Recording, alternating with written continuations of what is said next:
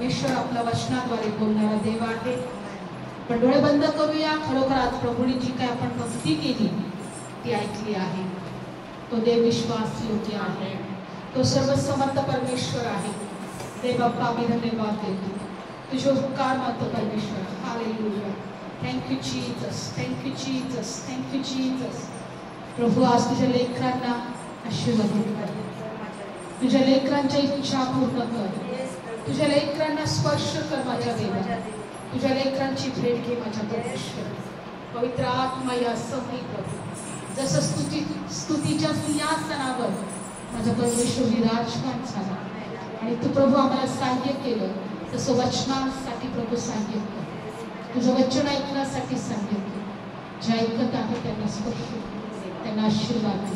प्रभू येशूच्या नावात प्रार्थना करतो म्हणून देवा तुला आमेन. आपण आज वचनात पाहणार आहोत. आजचा एक विषय आहे बायबलमध्ये दिलेला आहे की आपण देवाची भक्ती किंवा देवाकडे प्रार्थना आपण एक चित्त केली पाहिजे. कशी केली पाहिजे? एक चित्त होऊन. आणि एक चित्त होणं हे एक दान आहे. काय आहे? दान आहे. हे दान आहे. बायबल सांगतं की तो प्रेसित पौल असं शिकवत होता की प्रभू तो अशी प्रार्थना करत होता परमेश्वरा ह्या लोकांना माझी भक्ती करण्यासाठी ह्या लोकांना प्रार्थना करण्यासाठी एक चित्त व्हावे असं दान दे. Praise Lord. एक चित्त होणं काय आहे? दान आहे. दान आहे. जर आम्हाला वाटत असेल तर आमच्या प्रार्थना ऐकल्या जाव्या. जर आम्हाला वाटत असेल मोठं चमत्कार व्हावं, मोठ्या गोष्टी घडल्या जाव्या तर आम्हाला काय करायचं आहे माहिती आहे? आणि म्हणून आज आपण देवाकडे प्रार्थना करू प्रभू एक चित्त होण्याचं दान आम्हाला दे. एक चित्त होण्याचं दान आम्हाला दे. मोठं सामर्थ्य, मोठा अभिषेक, मोठी चित्त चमत्कार आणि मोठ्या साक्ष घडल्या जाव्या असं जर आपली इच्छा असेल तर एक चित्त होणं गरजेचं आहे. जर आम्ही एकत्र आलो, आम्ही देवाची भक्ती केली, आम्ही सर्व मिळून जर प्रार्थना केल्या पण आम्ही एक चित्त जर झालो नाही तर या वचनातून आज आम्हाला एक शिकायचं आहे. आमच्या प्रार्थनेचं उत्तर मिळणार नाही. म्हणून आज आपण रोमकरास पत्रामध्ये जाऊया. आपण वचनामध्ये रोमकरास पत्र 15वा अध्यायामध्ये पाहणार आहोत. आज एक चित्त होणं किती गरजेचं आहे. आपण का एकत्र येतो, आपण का देवाची भक्ती करतो, आपण का एकत्र येऊन प्रार्थना करतो. आणि बायबल सांगतं की त्याच्याद्वारे देव मुक्त कार्य करतो. रोमकरास पत्र 15वा अध्याय काढलं सर्वांनी आणि 5वं वचन वाचा. तर धीराचा व समाधानाचा देव तुम्ही ख्रिस्त येशूप्रमाणे परस्पर एक चित्त व्हावे असे दान तुम्हाला देव. कोणतं दान द्यावं? एक चित्त होण्याचं. एक चित्त होण्याचं दान तुम्हास देव. प्रेसित पौल लोकांसाठी ही प्रार्थना करत आहे, मंडळीसाठी ही प्रार्थना करत आहे की जो धीराचा देव, समाधानाचा देव, धीराचा व समाधानाचा देव तुम्ही ख्रिस्त येशूमध्ये परस्पर एक चित्त व्हावे असे दान तुम्हास द्यावे. कोणतं दान? एक चित्त होण्याचं दान. कधी ऐकलं होतं असं दान? नाही. विश्वासाचं दान आहे, भक्तीचं दान आहे, आराधना करण्याचं दान आहे, वचन सांगण्याचं दान आहे, चिंता चमत्कार करण्याचं दान आहे, देवाचं ज्ञान समजण्याचं दान आहे. पण एक चित्त होण्याचं दान याचा अर्थ हे देवाकडून दान आहे. एक चित्त होणं ते दान आमच्यामध्ये जर कार्य करत नसेल तर आमच्या प्रार्थना पण ऐकल्या जाणार नाही, आमची भक्ती पण ऐकली जाणार नाही. आज आम्ही या वचनावर शिकणार आहोत. या वचनाद्वारे देवाचं वचन आम्ही ग्रहण करून त्याप्रमाणे करणार आहोत. एक चित्त होणं कसं? आज कित्येक लोक प्रार्थनेमध्ये येतात, भक्ती करण्यासाठी येतात, पण त्यांचं चित्त इकडे तिकडे भटकत असतं. काय होतं? आम्ही इथं बसलेलो असतो पण आमचे विचार आमचं, कारण की आमचं जे मन आहे ते इकडे तिकडे भटकणार आहे, ते इकडे तिकडे भटकणार आहे. आम्ही इथं बसतो आणि आमचं मन कुठेतरी जाऊन येतो. भिंगारमध्ये, नगरमध्ये, कोणाच्या तरी घरी आहे की नाही, कोणाच्या तरी कुठंतरी आमच्या लोक आहेत त्या ठिकाणामध्ये माझी मैत्रीण काय करत असेल, आमचे लोक काय करत असतील, माझा मुलगा काय करत असेल, आमच्या घरामध्ये काय चालू असेल. इथं तर बसले तर खरं मला अनेक कामं आहेत, माझ्या जीवनात कितीतरी प्रॉब्लेम आहेत, आमच्या चिंता आम्ही घेऊन बसतो. मग आम्ही एक चित्त होतो का? नाही होत ना एक चित्त. हे एक चित्त झालं पाहिजे ना. एक चित्त म्हणजे मी जी प्रार्थना करत आहे समोरचा व्यक्ती त्या प्रार्थनाशी एकमत झाला पाहिजे. समोरचा व्यक्ती त्या प्रार्थनाशी नाहीतर मी प्रार्थना करते आणि जे समोरच्या व्यक्तीसाठी जो प्रार्थना करत आहे पण तो इकडं तिकडं बघत आहे आणि ते डोळे उघडत आहे किंवा त्याचं मन दुसरीकडेच कुठेतरी भटकलेलं आहे, कुणाचा तरी वेगळाच विचार करत आहे, कोणत्या तरी व्यक्तीचा विचार करत आहे, काहीतरी परिस्थितीचा विचार करत आहे, आमच्या जीवनात काय घडलं आहे, काय घडत आहे, काय घडणार आहे त्या गोष्टीचा विचार करत आहे. मग आमचं मन एक चित्त नाही होते. किती मोठी गोष्ट आहे आज ही प्रभूने मला दाखवली. प्रसिद्ध करून विचार करतो, प्रार्थना करतो, प्रभू यांना ना एक चित्त होण्याचं दान दे. आणि या वचनात आज एक गोष्ट शिकणार आहोत. एक चित्त होण्यासाठी किंवा आपण प्रार्थना करणं गरजेचं आहे, ते दान मागणं गरजेचं आहे. आणि जर एक चित्त झालं तर किती मोठ्या गोष्टी घडतील. पण एक चित्त होण्याचं बायबल सांगतं दान आहे. आणि आज आपण एक चित्त होण्याचे फायदे बघणार आहोत. काय बघणार आहोत? हा, पहिल्यांदा आपण हे देवाने आम्हाला का शिकवलं हे आपण बघणार आहोत. आपण रोमकरास पत्र 15 अध्याय आणि पहिल्यापासून वाचणार आहोत. एक चित्त तुम्ही कधी व्हाल, हा एक चित्त तुम्ही कधी व्हाल हे आपण बघायचं आहे. तर आपण सशक्त आहोत, तर जे आपण अशक्तांच्या दुर्बलता वागून घेणे योग्य आहे. जे लोक अशक्त आहे त्यांची दुर्बलता आपण वागून घेणे म्हणजे जे आपण सशक्त आहोत, आपण परिपूर्ण आहोत, आपण चांगले आहोत, पण जो समोरचा व्यक्ती जर दुर्बल असेल तर त्याला आपल्याला सांभाळून घ्यायचे, त्याला आपल्याला वागून घ्यायचे. ठीक आहे, पुढचं वचन. आणि आपण आपणासच संतोष होऊ नये. मी किती चांगला आहे, माझ्या किती चांगल्या गोष्टी आहेत, माझा स्वभाव किती चांगला आहे, मी प्रार्थना किती चांगलं करतो, किंवा मी वचन किती चांगलं सांगते, किंवा मी आराधना, आपण आपल्याला संतुष्ट नाही केलं पाहिजे.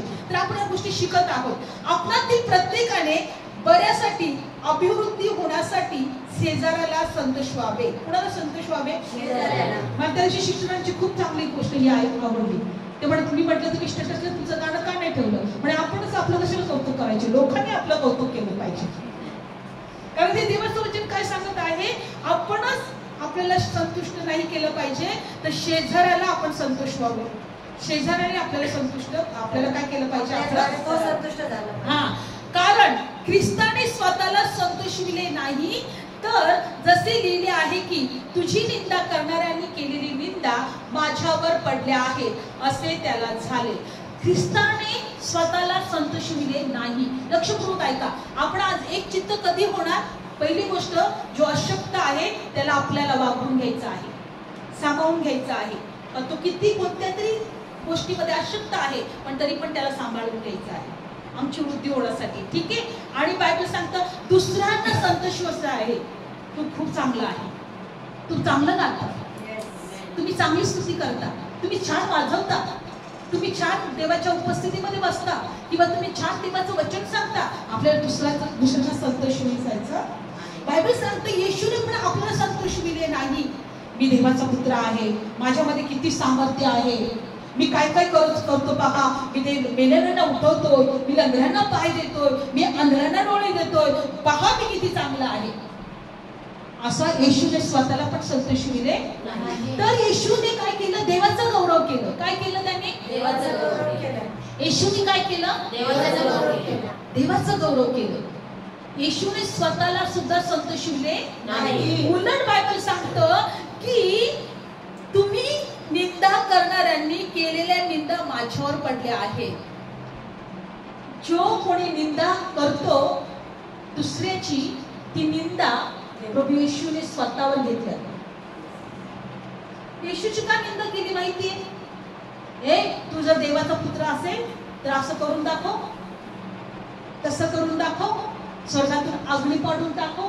किंवा येशूच्या अनेक प्रकारची, तू जर राजा म्हणतोयस तर त्याला मारले, फटके दिले आणि डोळे बंद केलं आणि म्हटलं की ओळख आता तुला कोणी फटके दिले.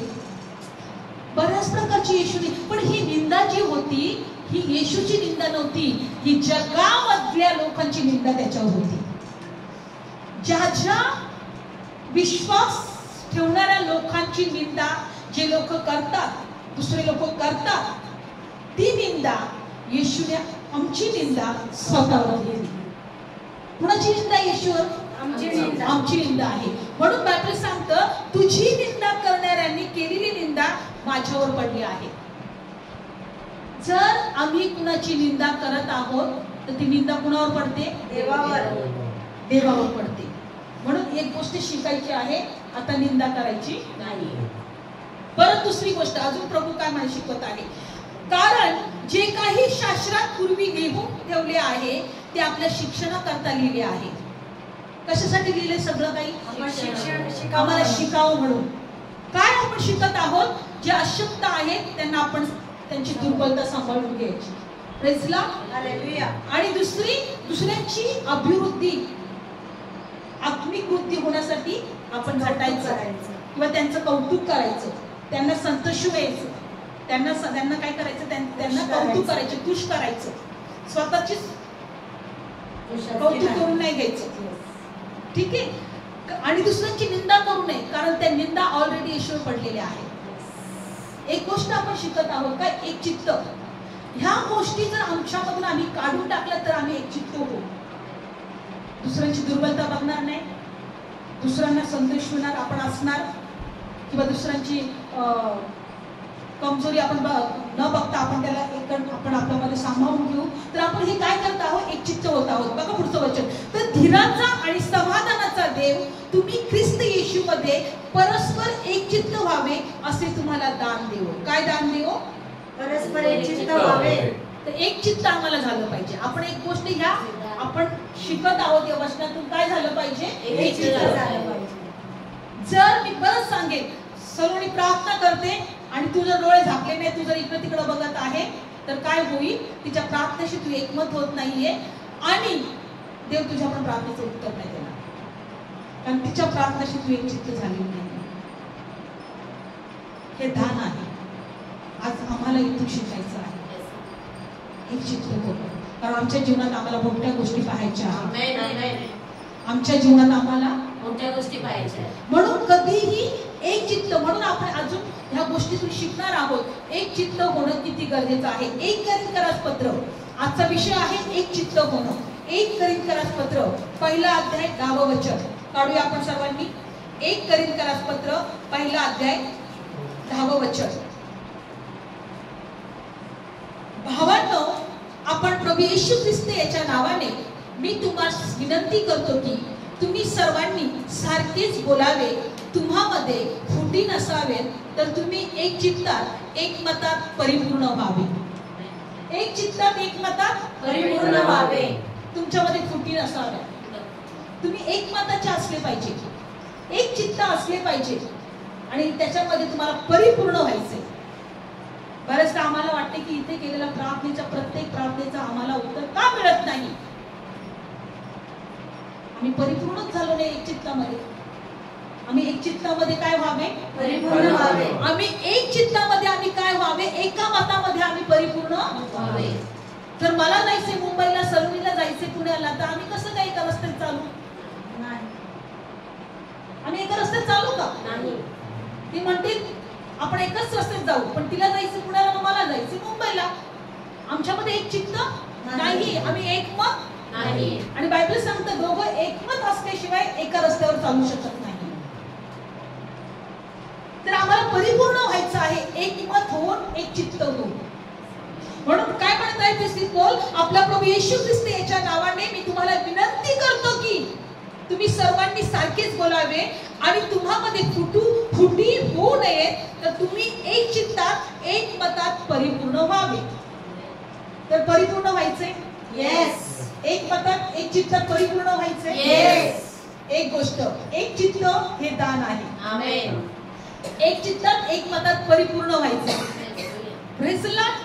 आणि दुसरी गोष्ट बायबल सांगतं की प्रभू येशू ख्रिस्त सुद्धा मत्ती शुभवर्तमान 18 अध्याय 19 वचनामध्ये काय म्हटलेलं आहे? मत्ती शुभवर्तमान 18 अध्याय 19 वचनामध्ये काय म्हटलेलं आहे?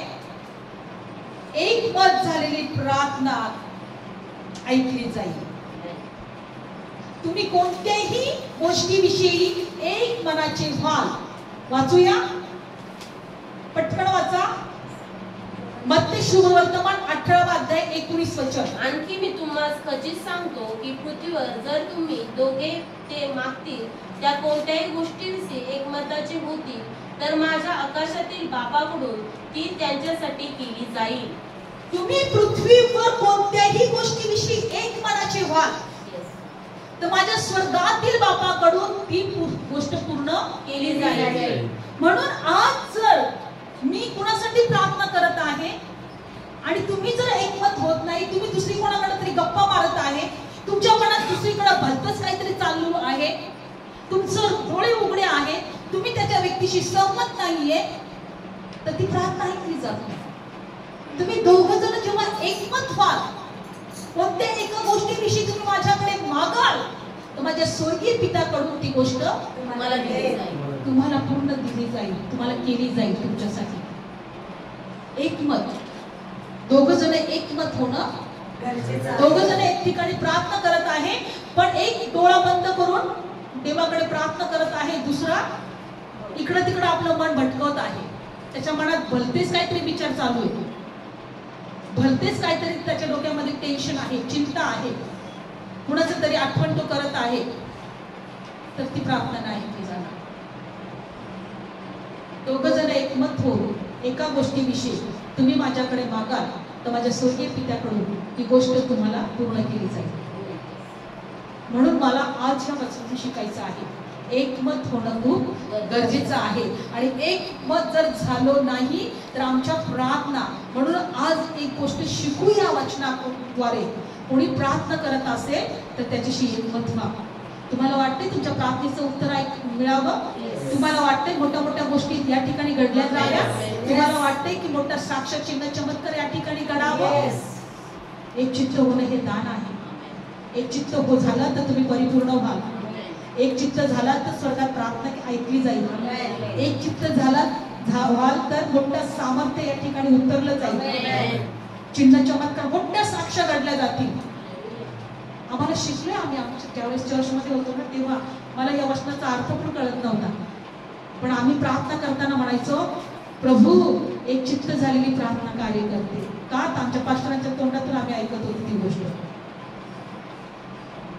आणि मग आम्ही प्रार्थना करता करता म्हणायचो, प्रभू एक चित्त झालेली प्रार्थना कार्य करते. तू आमची प्रार्थना, आम्ही एक चित्त होतो, तू आमच्या प्रार्थना आहे. पण ते दान आहे हे आता कळालं. एक चित्त होणे हे दान आहे हे आता कळाले. जर आम्ही एक चित्त झालो नाही, कोणत्याच प्रार्थना आमच्या ऐकल्या जाणार नाही, त्या व्यर्थ आहे. आज जर आमच्या प्रार्थनेचं उत्तर जर मिळेल तर एक चित्त होणं गरजेचं आहे. तुम्हाला माहिती आहे, बायबल सांगत आहे की प्रेषित मुलाने चिन्ह चमत्कार घडावं आणि देवाचं वचन धैर्याने ऐकावं किंवा बोलावं यासाठी सुद्धा एक चित्त होऊन प्रार्थना केली. Praise the Lord. काय केली त्यांनी? प्रेषितांचं कृत्य काढूया आपण. चिन्ह चमत्कार व्हाव्या यासाठी त्यांनी एक चित्त प्रार्थना केली. काय केली? एक चित्त होऊन प्रार्थना केली. प्रेषितांचं कृत्य 4 अध्याय. आज आपण एक चित्त होण्याचं महत्व समजून घेत आहोत, कारण आमच्या जीवनामध्ये आम्हाला प्रत्येक प्रार्थनेचं उत्तर पाहिजे, देवाचं सामर्थ्य पाहिजे, देवाचा अभिषेक पाहिजे, देवाची उपस्थिती पाहिजे, देवाचं गौरव आम्हाला पाहिजे. काढूया आपण वचन. प्रेषितांचं कृत्य 4 अध्याय आणि वचन वाचा 23. तेव्हा त्यांची सुटका झाल्यानंतर ते आपल्या मंडळीकडे आले आणि आपणास मुख्य याजकांनी व वडिलांनी जे काही म्हटले होते ते सर्व त्यांनी सांगितले. ते ऐकून ते एक चित्ताने आपली वाणी देवाकडे उंचावून म्हणाले, हे प्रभू, आकाश व पृथ्वी व समुद्र व त्यातली सर्व काही ज्याने निर्माण केली तो तूच आहेस. Praise the Lord. बायबल सांगतं पेत्राला आणि योहानाला ज्यावेळेस कैद केले होते आणि ते त्यांची सुटका झाली, तेव्हा वचनामध्ये असं दिलेलं आहे की हे लोक एक चित्त होऊन ते प्रार्थना करू लागले. ते काय म्हटले बघा, तेव्हा त्यांची सुटका झाल्यानंतर ते आपल्या मंडळीमध्ये आले. कुठे आले? मंडळीमध्ये. आणि आपणास मुख्य याजकांनी आणि वडिलांनी जे काही केले म्हटले होते ते सर्व त्यांनी त्यांना सांगितले. कुणाला सांगितले? मंडळीला. ते ऐकून ते एक चित्ताने आपली वाणी देवाकडे उंचावून म्हणाले, हे प्रभू, आकाश, पृथ्वी, समुद्र त्यातील सर्व काही ज्याने निर्माण केले तो तूच आहेस. तू आपला सेवक आपला पूर्वज दावीद याच्या तोंडून पवित्र आत्म्याकडून म्हटला की राष्ट्र का खवळली, लोकांनी व्यर्थ कल्पना का केल्या, प्रभू विरुद्ध आणि त्याच्या ख्रिस्ता विरुद्ध पृथ्वीचे राजे उभे राहिले, अधिकारी एकत्र जमले. कारण 27, कारण खरोखर ज्याला तू अभिषिक्त केलास तो तुझा पवित्र सेवक येशू याच्या विरुद्ध नगरात राष्ट्रांचे लोक, इस्रायल लोक यांच्या बरोबर हेरोद आणि पंते पिलात एकत्र झाले, यासाठी की जे काही घडावे म्हणून तुझ्या हाताने तुझ्या संकल्पाने पूर्वी नेमले होते ते त्यांनी करावे. तर हे प्रभू, आता तू त्यांच्या धमकवण्याकडे पहा, तुझ्या दासांनी पूर्ण धैर्याने वचन बोलावे असे तू दान दे. कोणतं दान दे? धैर्याने बोलण्याचं. ते प्रार्थना करत आहेत बरं का. हे आकाश पृथ्वीचा निर्माण करत्या, राष्ट्र का खवळली आहे, या पृथ्वीच्या मसीहाच्या विरोधात लोक का उठलेली आहेत, तुझ्या सेवकांनी धैर्याने तुझं वचन बोलावयाचं दान दे. पुढं तू आपला हात लोकांना निरोगी करण्यास पुढं करीत असता असे कर की तुझा पवित्र सेवक येशू याच्या नावाने चमत्कार आणि अद्भुते घडावी. दोन गोष्टांसाठी त्याने एक चित्त होऊन प्रार्थना केली. कशासाठी? तुझं वचन धैर्याने बोलण्यासाठी काय कर? दान दे. आणि तुझा सेवक, तुझा पुत्र प्रभू येशू याच्या नावाने अद्भुते आणि चमत्कार घडावी असं तू काय कर? दान दे. असं तू कार्य कर. म्हणजे वचन सांगण्यासाठी, धैर्य मिळवण्यासाठी सुद्धा त्यांनी प्रार्थना केली. चिन्ह चमत्कार व्हावी येशूच्या नावाने म्हणून यासाठी सुद्धा प्रार्थना केली. त्यांनी एक चित्त होऊन, कसे? एक मताने आणि एक चित्त होऊन. म्हणून जेव्हा आम्ही देवाच्या उपस्थितीमध्ये एकत्र येतो, वचनासाठी प्रार्थना करा. देवा, तुझं वचन धैर्याने आम्हाला बोलण्यासाठी कृपा पुरव, लोकांना कळावं आणि आमच्या जीवनामध्ये, आमच्या ठिकाणामध्ये, आमच्या मंडळीमध्ये, आमच्या एकत्र येण्यामध्ये चिन्ह चमत्कार अद्भुते घडले जावे. अशी त्यांनी एकमत होऊन काय केली? एक चित्त होऊन त्यांनी काय केली? मग काय झालं? पुढचं वचन. आणि त्यांनी प्रार्थना केल्यावर ज्या जागेमध्ये ते एकत्र जमले होते ती हल्ली. हालेलुया. काय उतरलं तिथं? पवित्र आत्मा. देवाचं सामर्थ्य उतरलं. त्यांनी प्रार्थना केली आणि ती जागा काय झाली? हल्ली. आणि ते सर्व पवित्र आत्म्याने पूर्ण होऊन देवाचं वचन धैर्याने बोलू लागले. आमेन. ती जागा हल्ली. एकमत झाले ते, एकजीव झाले ते, एक मताने त्यांनी प्रार्थना केली. ती जागा काय झाली? हल्ली जागा. एवढं त्या ठिकाणी देवाची उपस्थिती उतरली आणि ते पवित्र आत्म्याने भरले, देवाच्या सामर्थ्याने भरले. ही चित्त झालेली. कशासाठी त्यांनी प्रार्थना केली? प्रभू, तुझं वचन धैर्याने आम्ही बोलावं आणि आमच्यामध्ये चिन्ह चमत्कार अद्भुते साक्ष घडल्या जाव्या, मेलेले उठवले जावे, लोकांना आरोग्य मिळावं, लोकांचे जीवन बदलावं, लोक आशीर्वादित व्हावं. एक चित्त हो, किती महत्वाची गोष्ट आहे. एक चित्त हे दान आहे. नाहीतर आम्ही 4 जण प्रार्थनेला बसतो, एकाचे विचार कुठेतरी भटकतात, एक डोळे उघडतो, एक इकडे तिकडं बघतो, एक जण प्रार्थना करतो. का आमच्या प्रार्थनेचं उत्तर मिळतं? आम्ही 4 जण एकमतच नाही त्या प्रार्थनेमध्ये. आम्ही म्हणतो की प्रभू, आमचे भटकणारा मन, इकडं तिकडं भटकणारा मन, प्रभू तू याच्यावर पूर्ण नियंत्रण घे, आम्हाला एक चित्त बनायचंय. आम्ही अशी प्रार्थना करतो. आज डोळे बंद करा, कोणी प्रार्थना करत असेल तर इकडे तिकडे बघू नका. जर तुम्हाला वाटत असेल तुमच्या प्रार्थनेचं उत्तर देवाने द्यावं तर एकमत व्हा. तो व्यक्ती कसा आहे, तो काय बोलत आहे, त्यांनी काय केलं आहे याचा विचार करू नका. तो व्यक्ती जी प्रार्थना देवाकडे करत आहे, मला पण त्या व्यक्तीशी एकमत व्हायचं आहे, म्हणजे माझ्या पण प्रार्थनेत तो व्यक्ती एकमत होईल आणि मलाही माझ्या प्रार्थनेचं उत्तर मिळेल. बायबल सांगत आहे. अजून एक वचन आपण पाहूया. पेत्र हा तुरुंगामध्ये होता. कुठे होता? तुरुंगामध्ये. तुम्हाला माहित आहे पेत्राला कोणी बाहेर काढलं? देवदूताने. कोणी काढलं? देवदूताने. का काढलं माहितीये? मंडळी त्याच्यासाठी प्रार्थना करत होती. काय करत होती मंडळी? प्रार्थना करत होती. कशा प्रकारे पेत्राला एका देवदूताने तुरुंगातून बाहेर काढलं, या वचनातून आपण शिकणार. प्रेषितांचं कृत्य 12वा अध्याय. जाऊया आपण. पेत्राला तुरुंगात टाकण्यात आलं आणि मंडळी प्रार्थना करत होती आणि ती प्रार्थना करत असताना देवदूत स्वर्गातून खाली उतरला. आपण काही कहाण्या वगैरे कल्पना वगैरे शिकत नाही. कल्पना गोष्टी नाही, काल्पनिक गोष्टी नाही आहेत ह्या, तर आपण वास्तविकता आहे. Praise Lord. आपला विश्वास याच्यावर असेल तर आपल्या जीवनामध्ये सुद्धा कार्य झाल्याशिवाय राहणार नाही. प्रेषितांचं कृत्य काढलं, 12वा अध्याय काढला. आता आपण बघू की या पेत्राला कैद झाली होती, तुरुंगात टाकण्यात आलं होतं. काय झालं? तुरुंगात टाकण्यात आलं होतं. आपण वाचूया 3ऱ्या वचनापासून. आणि यहुदी लोकांना आवडले असे पाहून त्याने पेत्राला धरायला पुढे सरसावले आणि तेव्हा बेकमी भाकरीचे दिवस होते आणि त्याला धरल्यावर त्याने त्याला तुरुंगात टाकले आणि त्याची रखवाली करण्यास त्याला शिपायांच्या 4 चौकड्यांच्या स्वाधीन केले आणि वल्हांडण सण झाल्यानंतर त्याला लोकांपुढे बाहेर काढावे असा त्यांचा बेत होता. त्याप्रमाणे इकडे पेत्र तुरुंगामध्ये पहाऱ्यात होता. कुठे होता तो? सर्व पहारेकरी त्याच्यावर होते. परंतु त्याच्याकरता देवाजवळ मंडळीची प्रार्थना कळकळीने होत होती. पेत्र कुठे होता? तुरुंगामध्ये. पण त्याच्यासाठी मंडळीची प्रार्थना कशी होती? कळकळीची होती. त्याच्या कळकळीच्या प्रार्थनेने काय झालं बघा पुढं. मग हेरोद त्याला बाहेर आणणार होता. त्याच रात्री पेत्र 2 साखळ्यांनी बांधलेला असा 2 शिपायांच्या मध्ये निजला होता बघा. आणि पहारेकरी दरवाजाच्या पुढे तुरुंगावर पहारा करीत होते.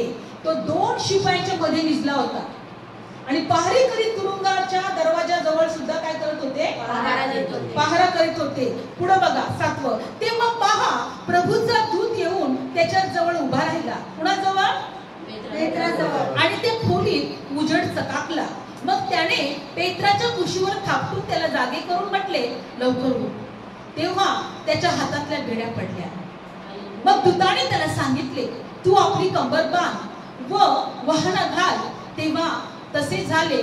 मग त्याने त्याला म्हटले, तू आपली वस्त्र पांघरून माझ्या मागे ये. कोण म्हटलं त्याला? तेव्हा तो निघून त्याच्या मागे चालू लागला. तरी दूताने केले हे खरे आहे हे त्याला कळले नाही, पण आपण एक दृष्टांत पाहत आहोत असे त्याला वाटले. मग पहिला आणि दुसरा पहारा ओलांडून ते नगरात जाण्याच्या लोखंडी दरवाजापर्यंत आले आणि तो दरवाजा आपोआप त्यांच्यासाठी उघडला आणि ते बाहेर पडून एका रस्त्यातून चालत गेले. तेव्हा लागलाच देवदूत त्याच्यापासून निघून गेला. एका नगरापर्यंत देवदूताने आणले. नगराचा जो दरवाजा असतो लोखंडाचा, नगराच्या बाहेर जाण्याचा, तिथपर्यंत आणला. तो लोखंडी दरवाजा पण उघडला आणि रस्त्यावर तो चालू लागला. तसा देवदूत अदृश्य झाला. मंडळीची प्रार्थना, देवदूताने कार्य केलं. मंडळीने प्रार्थना केली आणि देवदूत स्वर्गातून खाली उतरावं लागलं. देवदूताला स्वर्गातून खाली उतरावं लागलं. आणि पेत्राला किती पहारा होता? 2 पहारेकरी, 2 जण त्याच्या शिपाई त्याच्या मध्ये तो झोपला होता. त्या गेट जवळ पण 2 पहारेकरी होते.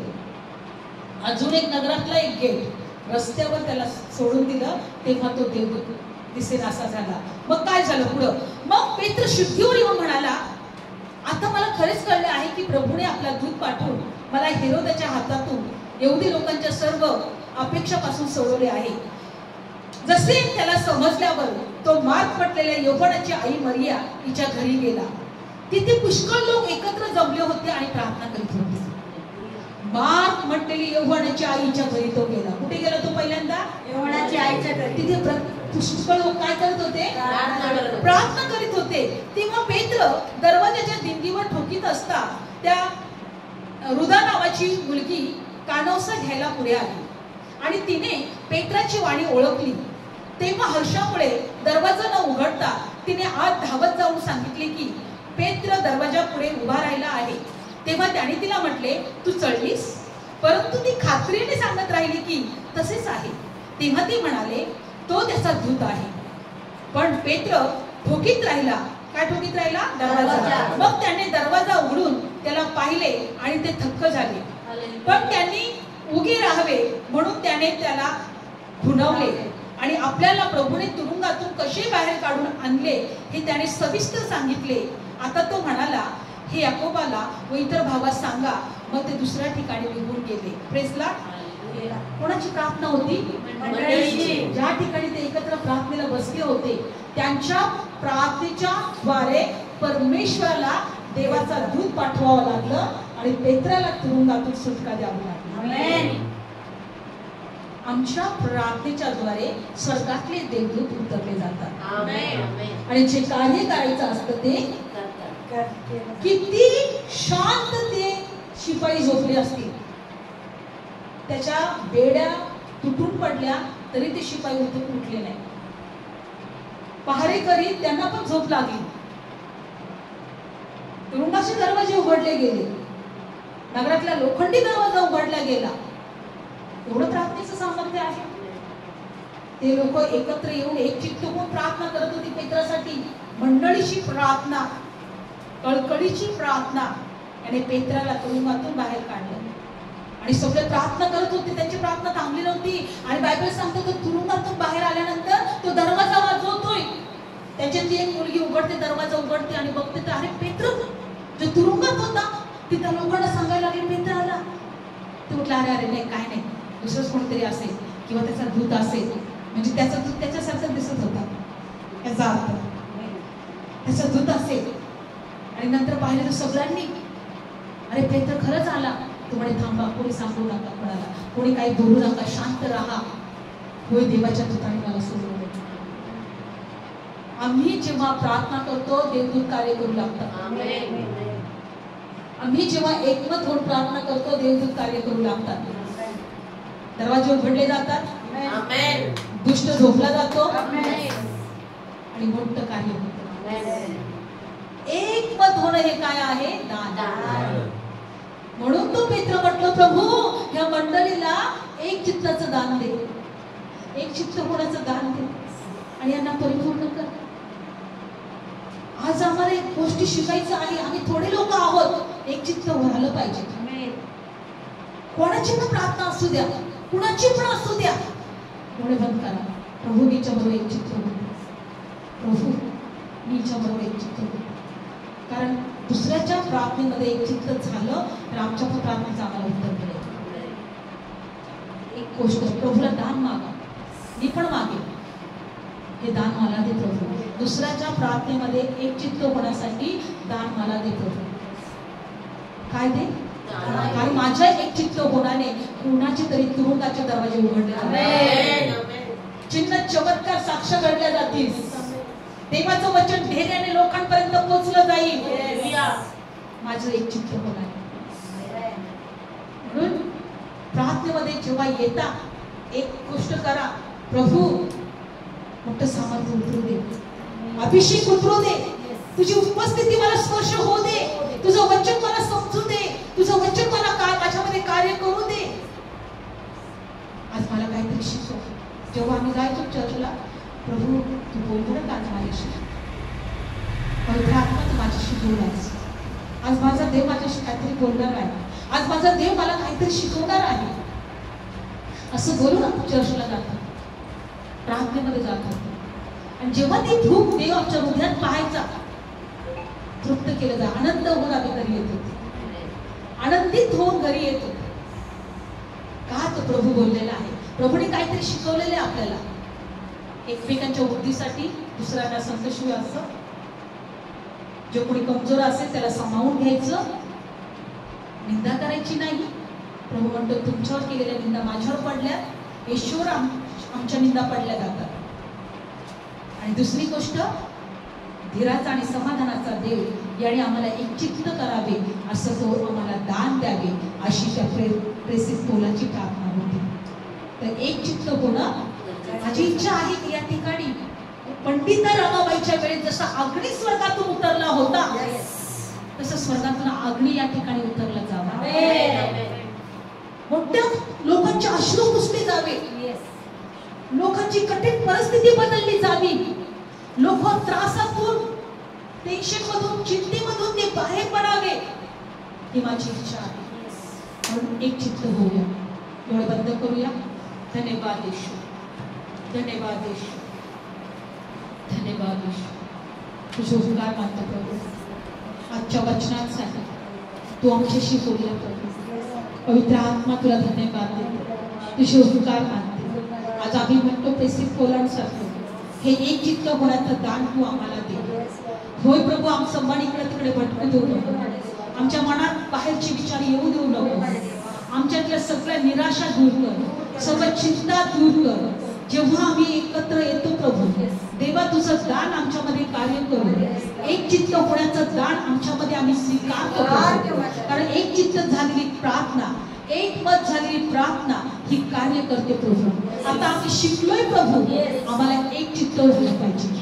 चित्र चमत्कार अद्भुत गोष्टी घडण्यासाठी आम्हाला एक चित्त झालं पाहिजे, आम्हाला एक चित्त झालं पाहिजे.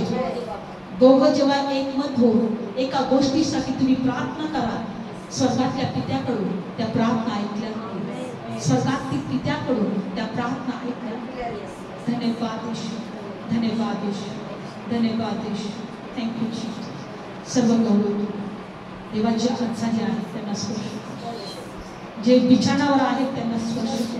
प्रभूच्या भावाला काल आम्ही पाहून आलो, ऍक्सिडेंट मध्ये त्याचा पाय तुटलाय, पण प्रभू आम्ही म्हणतो त्याला तू स्पर्श कर, त्याचा पाय पूर्णपणे बरा कर, त्याची हड्डी जुळव प्रभू, त्याला उभं कर प्रभू, त्याला चालू दे प्रभू, त्याला नॉर्मल कर प्रभू. ज्या ऍक्सिडेंट मध्ये जे जे लोक परमेश्वरा बिछाण्यात पडलेले आहेत प्रभू, कोणी हात गमावलाय, कोणी पाय गमावलाय, कोणाच्या डोक्याला मार लागलाय, ओ देवा कोणी आधुहून बसलाय, त्या ऍक्सिडेंटच्या आत्मे येशूच्या नावात आम्ही नाश करतो. देवा त्यांना पूर्ण बरं कर, कारण आईच्या उदरात त्यांना तू परिपूर्ण घडवलं होतं, पण आज देवा ते आधुहून बसले, त्या लोकांना तू स्पर्श कर, त्या लोकांना तू बरं कर, त्या लोकांना ते बाप्पा चालू फिरव दे बाप्पा, त्याच्यातला अशक्तपणा दूर कर, त्याच्यातली कमजोरी दूर कर आणि हो दे तुझं गौरव. देवाचे आजारी आहे, कॅन्सरने पीडलेत प्रभू, एड्सने पीडलेत प्रभू, ओ त्वचा रोग प्रभू, संधिवात प्रभू, अनेक बिमाराने बिछाण्यात पडलेत प्रभू, स्पर्श कर त्यांना प्रभू, स्पर्श कर त्यांना. त्यांनी म्हणू दे की आम्ही वचन ऐकलं, तुम्ही प्रार्थना केल्या आणि आज आम्हाला देवाने पूर्ण बरं केलं, देवाने आम्हाला स्पर्श केला, देवाने आम्हाला आरोग्य दिलं. ज्यांना घरं नाही प्रभू, जे गरिबीत आहे प्रभू, ज्यांच्या आर्थिक अडचणी आहे प्रभू, जे वाईट मार्गावर आहे प्रभू, जे तरुणांची देवापा सैतानांनी आयुष्य बिघडवलेले आहे प्रभू, प्रभू त्यांना स्पर्श, त्यांना अंधकारातून बाहेर काढ, त्यांचं जीवन आशीर्वादित कर, त्यांना बदल माझ्या प्रभू, त्याची भेट घे माझ्या प्रभू आणि त्यांना आशीर्वाद. जे कर्जामध्ये आहे कर्जाचा आत्मा विनाश, कर्जाचा आत्मा विनाश, तुझ्या लोकांचे कर्ज फिटले जाऊ, तुझ्या लोकांच्या कर्जातून मुक्तता मिळवू दे, तुझ्या लोकांना परमेश्वर देवा उसने देणारे म्हणून उसने घेणारे नको, त्यांना मस्तक असू दे, श्रीकुंड नको प्रभू, कारण माझा येशू दरिद्री झाला, कारण त्याच्या दरिद्री जीवनाद्वारे आम्ही धनवान झालो. या धनवानाचे आशीर्वाद आणि सर्वांसाठी स्वीकार. तुझ्या लेकरांचा पैसा दवाखान्याला जाऊ देऊ नको प्रभू, तुझ्या लेकरांचा पैसा दवाखान्याला जाऊ देऊ नको प्रभू, तुझ्या लेकरांच्या पैशावर बरकत येऊ दे, तुझ्या लेकरांच्या पैशावर बरकत येऊ दे, तुझा आशीर्वाद येऊ दे आणि तेव्हा त्यांचे स्वप्न पूर्ण होऊ दे, त्यांच्या इच्छा पूर्ण होऊ दे आणि तुझं गौरव त्यांच्या जीवनात. धन्यवाद. आमच्या वर दया केली, आमच्या प्रार्थना ऐकल्या, आमच्या प्रत्येक प्रार्थनेचं उत्तर आम्ही होय आणि आम्ही मध्ये प्रभू येशूच्याच नावाची प्रार्थना करतो. आमेन. बोलो येशू मसीह